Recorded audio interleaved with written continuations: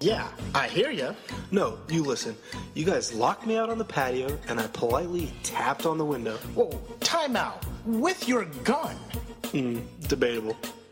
The weekly hangover. This will probably hurt, but you'll be thirsty for more.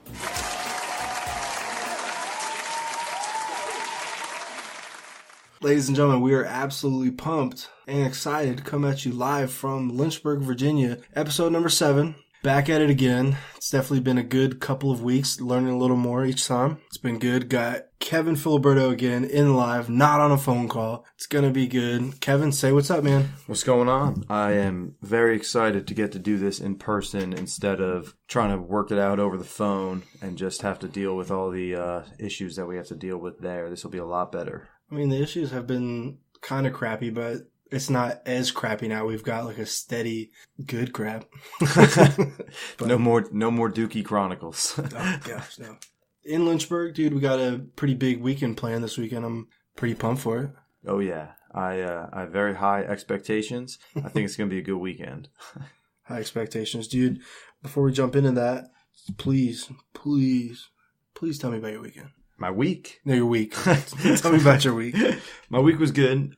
I realized I get more and more tired at the end of every day.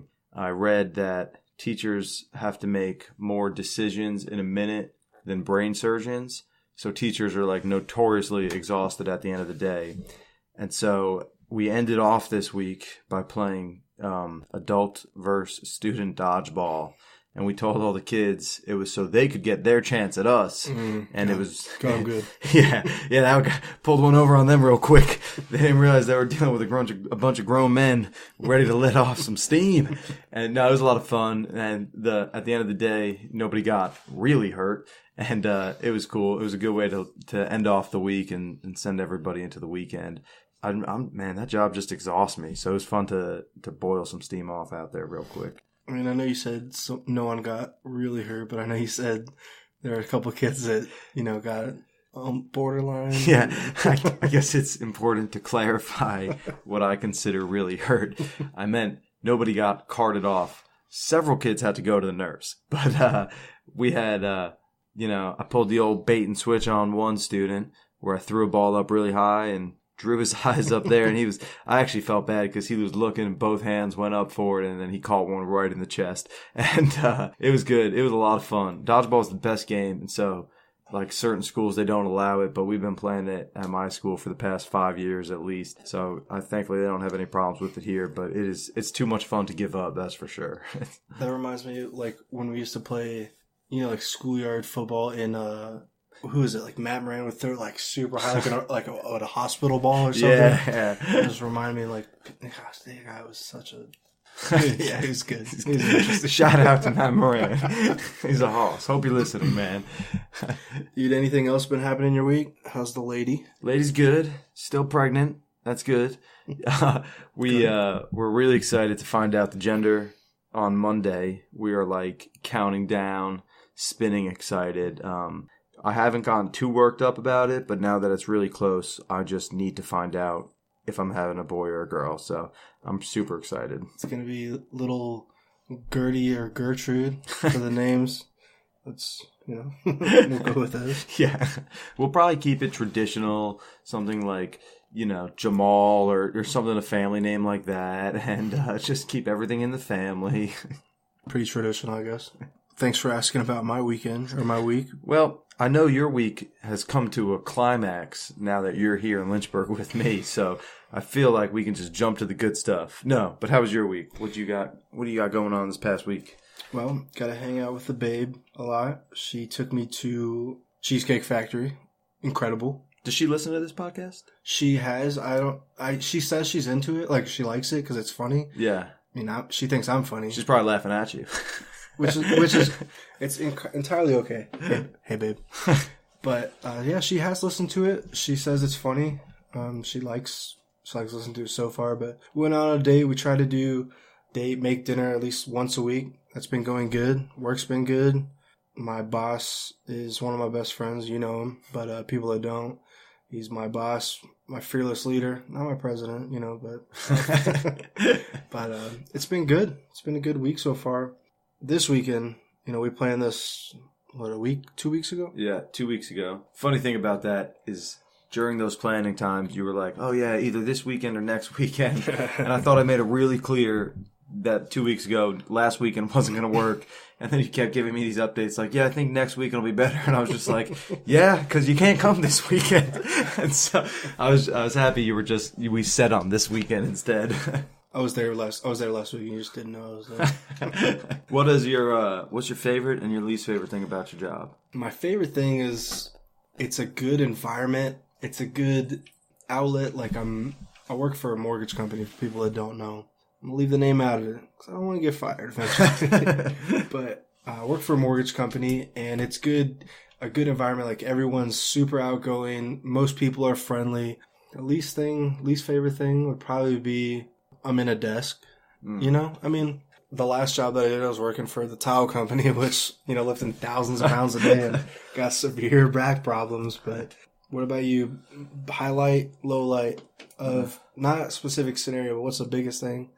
Highlight is, it's actually funny because my highlight and low light are actually the same. Because I really like working with kids. I really just like working with people. And kids are just great. They're funny, So it's a lot of fun working with kids, seeing kids grow and learn stuff. And then the low light is those kids drive me nuts. I realize every day I have these 150 kids on my own, not to mention all the other teachers' kids, because we share one gym. And so I get closer and closer to having a mental breakdown every day. So you might need a new repeat guest on this show because I don't know if they're going to let me do a podcast from an insane asylum once I do eventually snap. Dude, I'll give you a call. I'll stop in. My stories will get a lot more interesting when I'm making them up. Yeah, I was climbing the walls with my mind. Yeah, good talk, bro. Yeah, but I like being able to be active since I am a PE teacher. I get to play a lot of games and essentially get exercise while I'm working. So that part I really enjoy. And then the downside is just how just loud and chaotic it is just all the time, incessantly for the whole day. I don't know if you knew or remember, I originally wanted to do education, but I definitely took a different path and turned into the blossoming flower I am today. Yeah, I know. I actually looked at my master's transcripts for college, and it had my undergrad as well. And I had so many different undergrad majors before I settled on one, and then ended up getting a job in a different field anyway. So that was kind of funny to look back. But you originally went to when I first met you, you originally went to school for history, if I'm right? That's what I finished with, was history. Okay. When I originally went to school, it was for psychology. Or like interpretive dance or yeah, that was going to be my focus. No, I really like psychology, and then I realized I didn't want to be in school forever because, you need so much more than just an undergrad degree. So then I settled on education, and I couldn't pick which topic I want to teach, so I jumped around from like earth science to biology, and then settled on history. And then after I student taught in history, I realized even though I really enjoy it, it's tough to get like kids excited to go learn about history. So I kind of switched it up, went to PE. Glad I did that, and so that's where I'm at now. But do you think you'll be in education, or are you going to plan your exodus? I don't think I'm going to be in education next week if I can avoid it. I'm really thankful for the job and all the times I've had and the experience, but I'm desperately looking to get out. I have a master's degree now in marketing, so if any of our 16 listeners have an in or an entrance to the marketing field, let me know. I'll shoot you my resume and thank you for it. But yeah, I'm looking to get out of education, looking to get into marketing. I just like that field a lot, and so I'm hoping I can find something in it soon. By the way, quick shout out to all of our 1,839 listeners. First episode we had, I think, 98 or 100. Now we're 1,800. iTunes, Google Play, YouTube, Twitter, Instagram, Facebook. People listen on Instagram. Well, I send out links, unwanted links to people. Tell everyone what we got planned tomorrow. It's pretty big. I'm pretty pumped. Well, actually, time out. What do we do? Tell them what we did tonight, what we did outside. Tell them about the best grouping. So Dan has never in his life shot a bow and arrow before of any kind. And so I was able to take him from being a complete rookie who's never even seen a bow and arrow, I believe. This is a blatant. Dan shot before. I don't know how good or bad he was in the past. Okay, so I used to work at a kids' summer camp, and occasionally, like once a week, we would teach archery, and they were just the recurve bows, which are non-compound bows, and it was okay. You just pretty much teach them, like, face it forward, draw back to your ear, and, go nuts. Like, that's pretty much all it was. It wasn't anything as extensive as we had out here. I have 2 compound bows that my brother gave me, and he was like, yeah, they're left-handed bows. So I've never shot them before until tonight. But it actually went pretty well for the first, the first, I was like 6 shots for 6-0. 6 and 6. What? 6 for 6. You had 6 good shots. Like, nothing missed on the first 6. I didn't miss any, so wouldn't it be 0? 6 for 6. Not 6 and 0.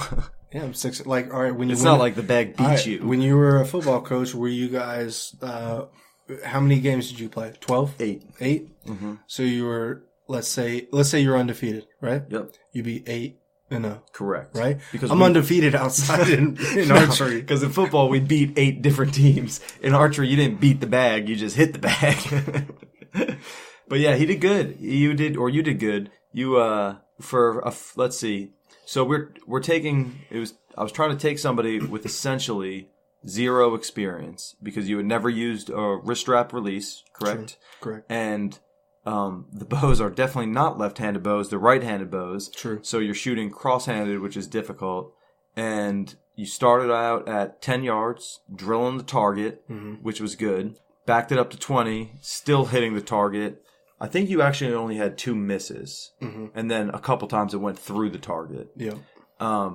But after we made just a few adjustments on the bow, and I gave you a few tips, you had a 2-inch group right over the bullseye. If a bullseye's 10, you put 2 arrows in the 9 or 10.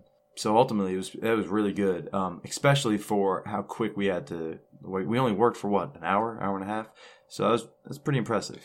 Yeah, it was. I guess we were probably out there for an hour, and with a few adjustments, it was within 2 inches. I was originally shooting, bottom left? Yep. Sometimes top left? Yeah. And then with a few adjustments with the sights, is mostly centered, but also my hand isn't steady, my eyes aren't steady. So, and I'd occasionally rock, so I did my best. Yeah, it was, since we're going hunting in less than 12 hours, I think we did by far the best that we could have possibly done. I would say it's safe to say that we exceeded the expectations of going from never using that full setup before to being ready to hunt. I'm totally confident that if a deer comes within 20 yards, you will put a kill shot on that deer. Unless you get just totally excited and freaked out, which is totally probably gonna happen. Yeah. Be like, Dan, so what happened? I don't know, man. I blacked out. You tell me. But it was good. I was impressed because the toughest thing about archery is being able to identify what you do and repeat it every single time. And you're doing a really good job because for the most part, you were doing the same thing. But you start to get tired, so your front arm would shake a little bit, and that would mean the shot was off. But for the most part, you were really repetitive, which I thought was really good. I don't know if you remember. Do you remember? Well, when you and I used to go shooting at the shooting range, the only time I would have a misfire was when my previously broken hand was hurting, and I would limp wrist it. So, but I felt literally when I would either hold it too tight or I'd just get tired. That's the time, most times when I mess up. Or the one time where I was looking through the sight hole or the peep sight. And I just completely, I looked in it and then I just looked out and I was like, yeah. Yeah, it's, that's funny. It's pretty easy because one thing that happens to everybody that shoots archery, but it's one of the most fun parts is watching the arrow fly through the air and smack into the target. And so if you get a little bit overzealous, you're just looking for where you're expecting to see the arrow. And then you pull the trigger and you realize, I wasn't looking at the target at all. I was looking in the woods. And that's where the arrow went. It was fun watching it fly. What time do you think we're going hunting tomorrow? Oh, what time are we waking up? Probably wake up at 6:45. Spend some time. I got get our scent-free shower, get ready, make a nice, slow, quiet walk in. get settled in the blind around hopefully just maybe 7:30 at the latest. Yeah. We're going to keep that in there. But I just did it myself. I'm definitely not prepared my outfit ever for much of any outdoors thing. Like when we went camping, do you remember when I had my duffel bag as like a backpack? Yeah. Remember that? So yeah. Never really ready. I mean, I have all my camping gear now, which I'm pretty proud of. It's not the top of the line or anything. Got everything. When we're going tomorrow, I've got camouflage jacket. I've got some pants that are camouflage. I'm wearing normal boots. Like, it is what it is. I guess you can call me an urban hunter. Thankfully, our setup for tomorrow, you don't actually need to wear camo. So I hope you didn't buy anything. No, I didn't. Yeah, because we're going to be sitting in a ground blind, which is essentially, for those that don't know, it's like sitting in a tent with windows. So we're just going to be, you really just want to wear dark colors so that way you just blend into the dark background. Black shirt, gold writing, gray pants. Yeah. The biggest thing is to not smell, that the wind in our favor, and to not make any giant movements when there's a deer coming, and to not be loud. I think tomorrow's going to be a really good day to hunt, so we should be able to get something on the ground. I freaking hope, man. Yeah.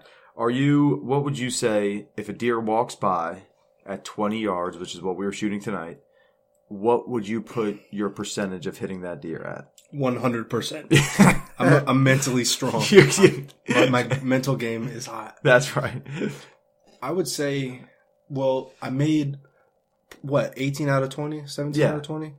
5 out of 20? 18 out of 20, I think. 18 out of 20. And obviously, I think the deer is obviously going to be bigger than the targets. Correct. 100%. You're a teacher. Add that up. Fair enough. We might, with our luck, Dan's going to shoot it tomorrow, hit it in like the back hoof, and we're going to have to track this deer for miles and miles and miles and drag it out of the woods forever. Strap him in. Giddy up. We got some work to do. No, I do think that you know where to aim at a deer, right? Mm-hmm. Where? Tell me. Because I don't believe you. And it's shoulder, arm, heart. Oh, good. Yeah, right behind the shoulder. Yeah. All right. I think we're going to put one down, man. I'm putting anything down that's coming. It's going down. Yeah. They're going down. My biggest fear is that a deer bigger than what I've shot is going to walk by tomorrow, and I don't have a bow, so Dan's going to shoot the bigger deer than me on my ground. That'll tick me off real good. I'm going to take 1,000 photos. I'm never going to let it go. I've never shot a bow before. I told you. I've never shot a deer before. Like when you, me, Jordan, Tommy, all the Cunninghams, and all the hunting group went hunting, they were like, "Oh, has everyone shot a deer?" And everyone, at the time, was this the second time that you came? Did you only come one time? Nope. I hunted with Jordan once, and you. Nope, just Jordan, I think, once before my first New Year's hunt. Where'd you guys go? The same place? Yep, same place, but I think it was just me and Jordan, Tommy, and his dad. Did you catch it? Dan's out here trying to catch some deers, folks. No, we didn't see anything. Actually, I saw 2 deer running, and I pulled my gun up, but they were running across a trail that is where Tommy's tree stand was. And I was like, I could shoot this deer, but I might shoot Tommy. And so I opted to not pull the trigger. Tommy, if you're listening, you're welcome. And then it turns out Tommy was already long gone, so it didn't matter. I just didn't shoot a deer. So we saw some, but we didn't shoot any that day.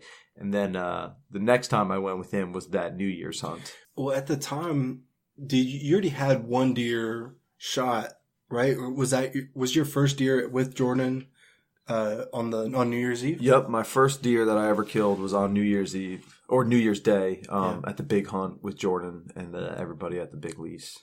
I remember because Jordan cleaned your deer for a wedding present, right? Yeah, that's right. And he held to that too.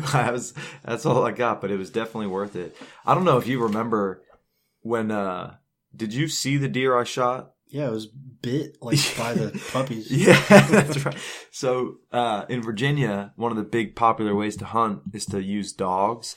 So you train these dogs to sniff out deer, and then you set up hunters along essentially like the back end of the field. So if a field is a perfect square, you sent hunters up, we'll say on the north end, and then you have deer down at the south end, the dogs down at the south end. The dogs run through the field, and they will just push all the deer towards the hunters so the hunters can shoot them. So that was the first time I hunted like that. And it was pretty cool because it's like kind of high speed, you know. They say when you hear the dogs barking, get ready because that means they're about to push a deer to you. So I was sitting in like the spot. I was literally only there for like maybe 30 minutes, and I hear the dogs start to bark. And so I'm like shaking. I'm all excited. I'm all geared up. And then 3 deer come busting through this cornfield. So I like pull the gun up. Obviously, I find the smallest deer. And I just blast my first shot into it. And this deer just does like this huge like flip over to the side. And I was like super excited. And because I hit it, you know, I did not, I bought a gun maybe 3 days before this hunting trip. It wasn't even set up like Mr. Cunningham set up. Yeah, I literally brought it to the Cunningham's house in the box, and he set it up for me and got it all dialed in. So it was the first time I shot that gun. I shot a deer with it, which was really cool. It was a shotgun. And so I hit it, but the dogs are trained to chase the deer. So for them, it's like a prize when they get to catch one. And, you know, again, this was my first time ever hunting, essentially. Definitely the first time ever hunting with dogs, so I didn't know how it was supposed to work. So these dogs start attacking my deer, and it thankfully died pretty quickly. But these dogs are like biting at it, and I didn't know what to do. I didn't want to get bit. I don't know these dogs. I don't know like how they're trained. And they're tearing this animal to pieces, so I'm not about to stick my hand in there. And they ate my deer from like the anus all the way to the hind quarter. It was just insane the damage that these dogs did on that deer in a short amount of time. Didn't you call Jordan to ask him like what you should do because the dogs were? Was that you? Yeah. So Tommy was just like maybe 50, maybe even less, like 25 yards away from me in his spot. So he came up and I was like, Tommy, what do we do? And he's like, I don't really know. And so we got the dogs off like a little bit, but there was 3 of them. And so we'd like back them off and then they would just like sick right back on it. So it's not like we just sat there and let them have a buffet, but it was just so like, I wasn't about to hit somebody else's dog, you know, I was like, and then the guy told me later, the guy who owned the dogs and trained them, cause he felt really bad that he was like, oh man, I did not like, these dogs usually know better than that. They know not to like mess with your deer. And I was like, I don't really care. It's my first time. I don't really know. And he's like, dude, next time just grab a stick. And he's like, don't kill it, but freaking beat it, man. And so I was like, oh, what? Now I know. So, next time, but it was a lot of fun. That was a super, super fun hunt. That was fun. I never shot anything. I've been out there, I think 4 times with them. The first 2 or 3 times I didn't even have a gun. Like I just went out to hang out. You know, that's pretty tough hunting without a gun, huh? I just like one of the times Jordan and I were out in a stand. I think it was one of the times you were there, but actually I don't know if you were there, but it doesn't matter. Jordan and I were up in a stand and was drinking a little bit of moonshine. And I was like, hey Jordan, like are they gonna come? Like, and he's just like he's trying to be quiet. He's like, he's like, yeah, they're gonna come, or he's like, they might come, and then I'm like, oh, this is great, and I'm talking literally as loud as it can go. But that was a lot of fun, and 2 deer like ran across the way. He shot at them, but they were like already across the way. Were like when he shot, so no dice on that one. Yeah, I think it's funny because the type of hunting we do on New Year's with the dogs is so much different from the type of hunting you do that we're going to do tomorrow with a bow. Because it's like with dogs, you could like sit there on your cell phone, like, you know, making as much noise and as many smells as you want and just doing whatever you want. You know, you could just be having a conversation loud as you want. But when you're hunting without, like when the deer are in their own environment, it's like the most important thing is to be quiet and to have the wind in your favor. Where that doesn't matter at all when you're hunting with dogs. Hunting with dogs is like a big party. You know, just have a bunch of people hanging out, like just a big fun thing. And then when you're hunting with a bow, it's like way more about just being outside and like being in nature and trying to outsmart the deer instead of just trying to like go out and have fun. What would you say your favorite thing to do while you're hunting? Like what's the favorite part about hunting for you? So, well, my favorite part about hunting, like the thing I like the most is when a deer, I'm a big bow hunter. That's what I like, bow hunting more than anything else. It was fun to do that hunt with dogs, but now I'm like a diehard bow hunter. So whenever I see a deer walking down the trail that I was expecting the deer to walk down the trail, that's my favorite feeling. When I realize I put myself in the right spot, I did everything planned out the right way. I didn't mess anything up. I didn't that's when I feel like I outsmarted the deer. And that's my favorite feeling right there.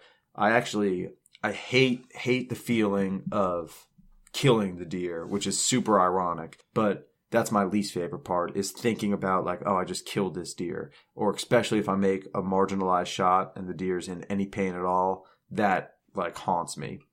But I also really enjoy tracking the deer. So when you shoot it with a bow, they don't just drop. They're going to run away, before they expire. And so, yeah, I'm trying to be politically correct, before it dies. And so you have to follow the blood trail and everything, and that's like really fun. It's a pretty cool experience. Have you ever seen the videos, like the voiceovers, like when a deer gets shot by a bow or a gun? He'd be like, "Ah, something bit me." No, I haven't.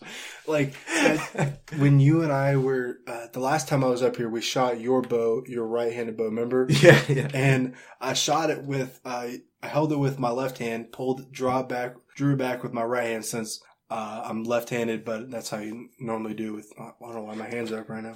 But when I next, yeah, when I was drawing it back and then I released it, dude, it hurt. I like almost dropped it. I was like, I wanted to cry. You remember that? It hurt so. Yeah. I was like, it bit me. Yeah, that's so bad. Oh man. Yeah, so Dan was shooting a right-handed bow as a left-handed person. So his form was way off. Not to mention, my bow is set at 70 pounds, and Dan doesn't shoot compound bows, so his body's not used to pulling that amount of weight back. So he pulls it back, he gets it back, but everything on his body is like out of what I would say proper position. He's pretty much just like holding on for dear life. And as soon as he thinks he's got it pointed at the target, he just hits the trigger to like get out of there. And so his arm's all crooked, and that string comes flying by and just whips him in the arm. And it left this giant welt. The welt was so big, if you didn't know any better, you would have assumed that his hand was in between the bow and the string came straight onto it. It was bad. It felt like a lashing. It hurt so stinking bad. Oh man, that was too funny. But tonight, it only happened once?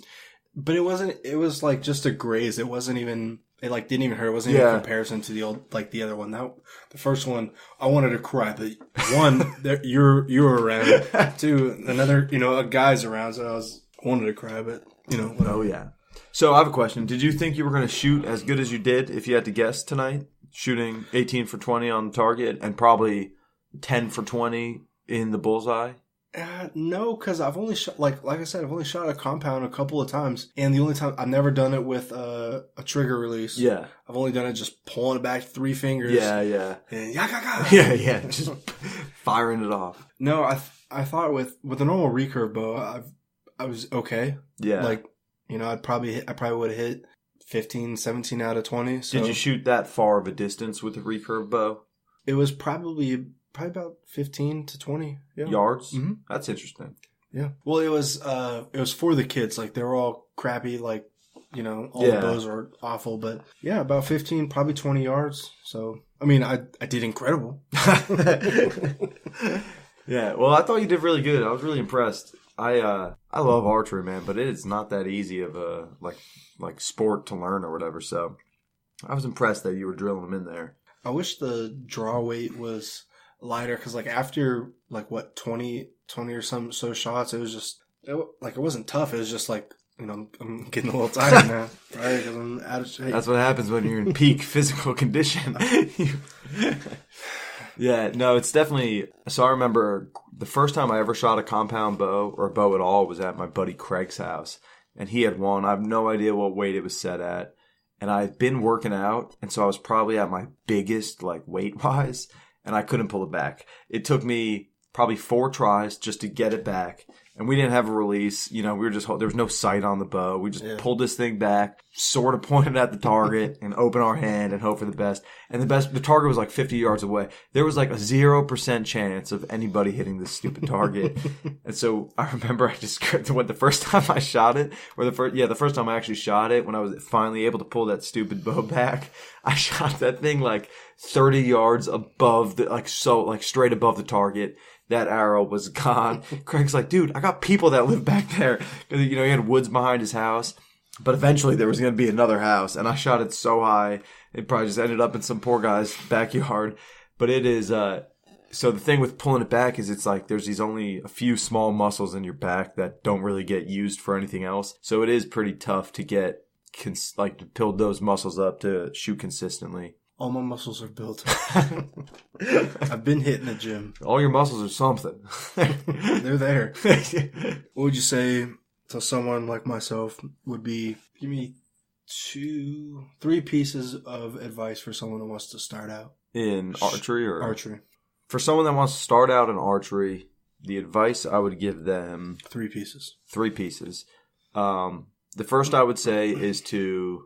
Get a good instructor. Find somebody else that shoots that's like actually decent, like you have with me. Say sorry. Got to get that in before any insults. But it's important. So I would consider myself self-taught. So I learned totally on YouTube and through podcasts, and just had to kind of make it work from there. So I had a really big learning curve. Whereas if I had somebody that was like with me teaching me, it would have been cut down by like a ridiculous amount. It would have been so much faster. My second piece of advice would be to make sure you get a bow that fits you, because like if your bow isn't set up for your like height and your wingspan, you're not going to be able to shoot it efficiently.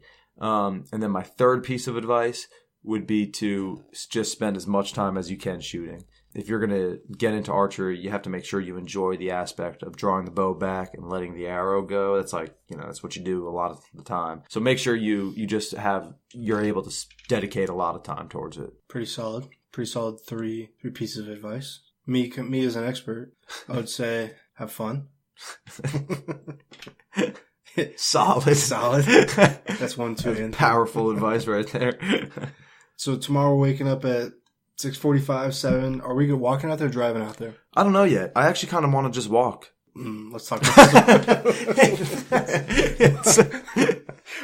I know you said it. Drop Dan off, and then you said it's kind of a walking distance, but realistically, how far is it? If we walked, we would be sitting down in no more than 15 minutes. I'm serious. I don't know if I should trust these 15 minutes. No more. I mean, no more from the time we left the front door to the time we sat down. 15 minutes at the most. We got to carry all of our crap. What do you mean all of our crap? We have one backpack and one bow, and that's it. Everything else is out there. All right, so get out there. We'll be out there by what, 7:15? What time is sunrise? Sunrise is 7:45, so I'd like to be sitting by... Yeah, we might have to wake up a little bit earlier now that I'm planning it all out. I'd like to be sitting by 7:15. Well, we can get up 6:45. That'll be good. 6:44, way earlier. I'm giving a prediction right now. We're going to see first, and I'm shooting at anything. You better believe it. I don't care if the neighbor walks by. He's getting an arrow. The neighbor's pooch? Yeah, that's right. Old biscuit. Little beagle walks by. That thing's going to be mounted.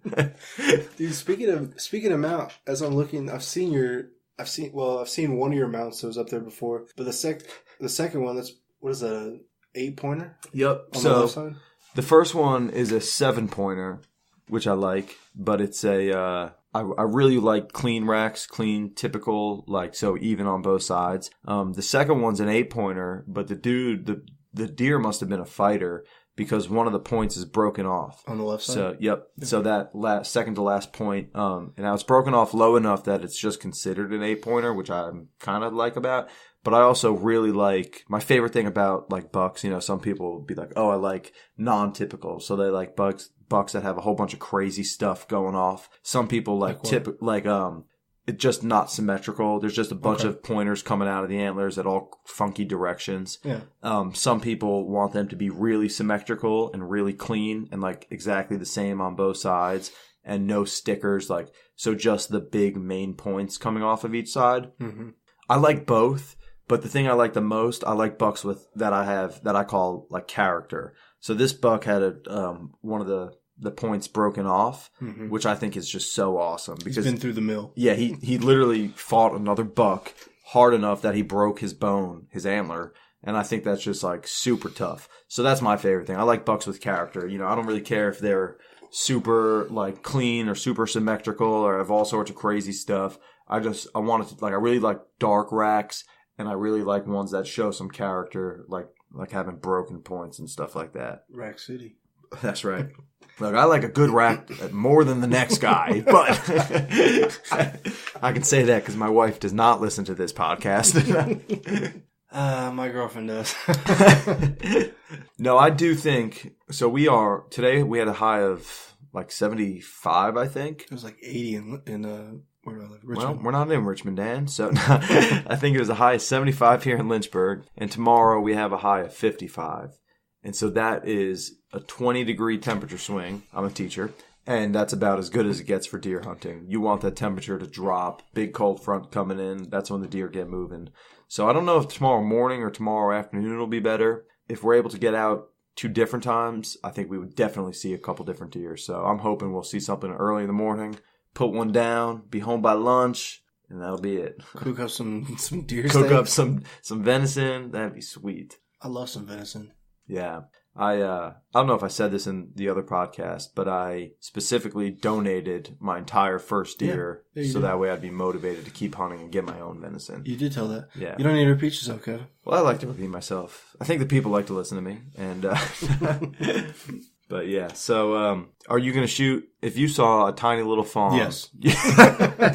Would you shoot at a squirrel? Well, with the bow? Yeah. Squirrel with the bow. Oh, yeah. My grouping is, yes, I'm going to shoot. The answer is yes. Going to shoot at him. But I know I probably won't, I'm not going to hit the squirrel unless he's really close to me. Like enough to grab it. Yeah. I don't know. I really have high expectations. I'm going to shoot tomorrow. I think just going to send an arrow into the woods. Yeah. I'm thinking if a deer comes within 20 yards, I think that deer's going to have an arrow in it. And I think that deer's going to be dead. And you're going to get to drag it out, slice it up, bing, bang, boom. I probably should not. I will not shoot a fawn. I should not, right? Nope. That's totally game. They taste better than everything else. I know. I've heard it tastes better. I've only had other venison, but I've never had it. What is like young veal? Yeah. Veal is that's like young baby. Lamb, I think. Oh. Let's edit that. Would you shoot I would not shoot a fawn. I would also not shoot a spike personally. What's a spike? A spike is a young buck that just has antlers that come straight up, so like a 1 point on each side. So if you see a spike, I would expect no, but I don't think anybody should not shoot a spike. I wouldn't shoot a spike because now that I've shot 2 other bucks, I'm trying to like constantly increase the size and like age class of the deer I'm going after. But I think if you see a spike and you don't, I would probably punch you square in the face. If you were like, no, it's too small for me, I would just kill you. You need to just shoot the first deer you see, because you're still essentially a first time hunter since you haven't killed yet. I would not shoot a spike. Oh, but I shot a blue jay once. My friend Trevor's house. He's like, you want to shoot a gun? I'm like, yeah, absolutely. It was it was a shotgun, but I shot it up into a tree and shot a baby blue jay. I remember I had like a CO2 airsoft pistol, and my buddy, some friends were over at my house and they were playing with it. And so my friend James went into my house, pulled out a loaf of bread in my like super suburban backyard. There's like no animals, like not even songbirds. And he's throwing bread out in my backyard, like not even 10 yards away from him. And he's going, caw, caw. Like he's going to call a bird in to shoot it with my CO2 pistol. It was so funny. He didn't shoot anything that day. This is back on Strong Island? I was back on Strong Island. Like super suburban living. Like no deer is just going to come and like sit on our lap. It's so funny. Was it West Northport? East Northport. That was pretty close. I'm getting close. That was pretty good. I'm always like southeast, west, northeast, Westport. Yeah, you know, it's funny because there's Northport and then there's East Northport. And East Northport is directly south of Northport. But they were like, nobody's going to understand if we call it South Northport. So they just decided to call it East Northport instead. Like they should have just given it its own name. I'm glad I knew that. I can't wait to go to London. Can't wait to edit that out. So if we do get to go twice tomorrow, I'm guaranteed for once because I'm gonna be tired tomorrow. I'm gonna be tired. I'm gonna be useless. No, I'm definitely one time, but if depends on how tired I am. I have a question. If you see a deer and you shoot it, what is your expectation of what's going to happen? Since you've never shot a deer with a bow before, like what in your mind what are you expecting? What's my expectation for what? Like after you shoot that deer with the arrow, when the arrow hits the deer, what do you think is going to happen? I'm gonna throw my bow. I'm like, yeah. What do you think the deer is going to do? Run. Okay. Like he's not gonna drop. Like right. He's probably gonna be like, yeah, it bit me. And then if because I'll probably shoot it in the leg or something. But if we have to chase him, hunt him down, I'm down for that. That'd be great. If he's still alive, I'm gonna take him out. My Jackhawk 9000. Yeah. I've made poor shots before. And when I was younger, newer into hunting a year ago. And so one time I shot a deer and I hit it in the spine, which sucks because, then that deer is in pain, which is like my worst feeling. Yeah. But the plus side of that is that way the deer doesn't go anywhere. It just falls right where it is and it's essentially paralyzed. So the deer dropped right where it was and wherever I hit it, it was the back two legs couldn't move, but the front two legs could. So my plan was to just get down out of my stand and then just slit its throat because I thought that would be the quickest way to like put it down. Yeah. And so I had my buddy come and he was coming to help me. Who were you with? My buddy Michael Summers. Shout out to Summers. Hey, one of our listeners. What's up? We'll see if we can edit this out, but if not, we're gonna get a bit segment on camping tomorrow. Yeah. People, you need to understand. You ask. We listen, we provide. Summers wants a camping podcast. Summers is getting a camping podcast. Back to this. So your deer that you shot in the back because your poor shot. Yeah. So without getting too much into it, it was one of the first times I shot out of a tree stand, which was difficult for me. Were you shooting down? Yeah. So I misjudged my yardage because of my angle. So I hit the deer high, hit it in the spine. So I was like, all right, I'm just going to climb down and put it out of its misery with by cutting its jugular. And so when we got down there, my buddy Summers came over and he's like, dude, do not get behind that deer because it was like bucking up so much because the front two legs were working. So it was like swinging its horns even just as we were like walking to it. So I was like, yeah, I'm definitely going to catch an antler in the hand. So what I was able to do is just like put another arrow in and like back off enough. And when the buck put both arms down and lifted itself up, I was able to put like a really easily shot arrow right into its heart and it died right after that. So hopefully you just put one clean one right through both lungs and that thing will just run and fall over and we'll gut it, carry it back, get it dressed up. Do you want to, this is another good question. When you shoot a deer tomorrow, after you gut it, because I'm going to make you do all that fun stuff. No, I'll help you gut it. I wouldn't mind doing it for you since it's your first one. But do you want to butcher it yourself and just take a bunch of chunks of meat home? Yeah. Yeah? That'd be sick. See, eventually, all right, since I'm a pro hunter currently, I've always wanted a bearskin rug. Oh, yeah. It would be unbearable. I couldn't bear it. But I would love, taxidermy is very expensive. Mm-hmm. It'd be cool. If most likely it's going to be a humongous buck or a little baby. But I'm definitely taking the horns, taking the antlers. If there's horns. There's good. Yeah, it's reindeer. We hunt reindeer. I definitely would like to, I don't know how to, like, I've seen videos on how to clean a deer and like, but I mean, I've never done it. Yeah. I've seen it live. Your deer. Yeah. And other deer, but I don't know. Oh, yeah. I'm definitely going to take it home. Like, I'm going to take some meat home, you know? Yeah.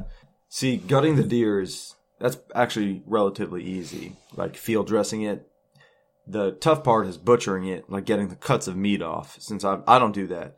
When we killed the deer with Jordan, they had like an actual butcher there, and I don't know if you saw him do it. He did the whole deer in like maybe 3 minutes. Oh, tops. Yeah, I remember that. That was the craziest thing. It was wild. And so I don't do that myself. I take my deer to get processed when I'm going to like get the meat. How much is Well, it's a little expensive. No, it's like $75. Yeah, and the funny thing is, it takes like 2 weeks, and I'm always so confused. I'm like, I literally watched a man do it in 3 minutes. Why do I have to wait 2 weeks? Like, I don't get it. But so I want to start to learn how to do that myself. Tomorrow's our day. That's right. Yeah, let's get it done. I'm stoked. But do you want to? Let's say, all right. So you shoot the deer. We track it. We find it. You know, it's sitting there dead. Yeah. Are you going to gut it yourself, or would you want me to gut it for you, or a little bit of both? So right now, I'm going to say I do it myself. Sometimes I have a weak stomach. Like, I know you remember, but you remember when Shane on our dorm almost died when we were watching the fights when he got pushed through the glass? That was the only time that I reffed that you didn't ref. Do you remember this? Yep. That was best decision of my life. Long story short, well, we had this boxing club on our dorm at school, and one of the guys was watching up on a windowsill. It was used like 8x8 window? Yeah, it was a window panel that went the length from the floor to the ceiling. And he was standing on there just for different view because we had probably 30 guys in there. Yeah, I don't know. This night, I remember specifically, it was a lighter night. Like, there was less people in there. So there wasn't as many, it was almost like as much of a cushion of people in between the two fighters and the wall or the window. I was reffing this fight. Kevin took a night off. That's right. And I was reffing these two guys they fought before. And one of the guys that was not fighting was standing on a windowsill. And the two guys were getting close. And I was actually trying to step in between them. But one of the guys got pushed into the guy that was standing on the windowsill. Broke the glass. A piece fell in him. He had his, it looked like O.J. Simpson's murder scene. There was so much blood. Yeah. He got pushed into the glass. The glass shattered. And as it shattered, a piece literally just stabbed him. And so I think it went 8 inches from his, like, essentially over his kidney, but it cut all the way to his front. I think it cut his small intestine. And so they did all sorts of surgery. They took out, I think, like a foot of his intestine, right? Yeah, I don't remember if it was small or large. Yeah, no, it was. And I was talking to Jordan. I was like, man, he's going to die. Like, it was pretty. And then, like, so I saw his cut before it started bleeding. Yeah. He ran over near me and I was like, oh my, like, yeah. I cursed.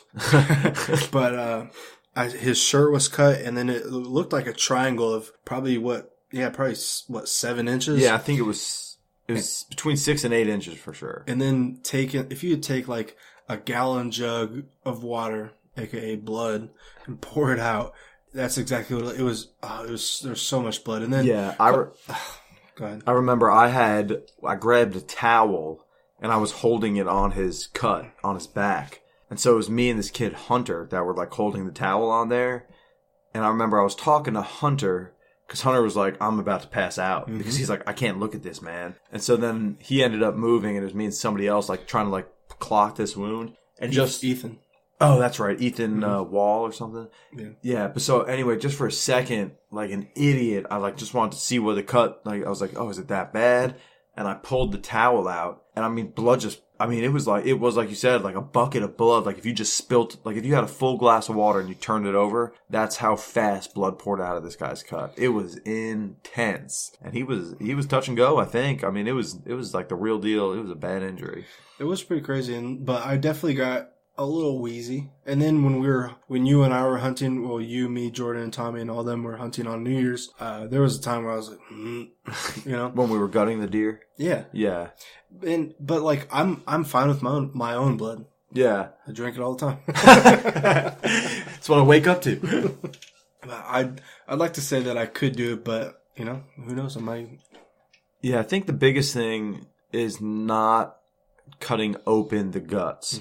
So what you do when you gut a deer is there's a giant, the guts of the deer, so like the intestine and the stomach and everything, is all like encased in this type of plastic.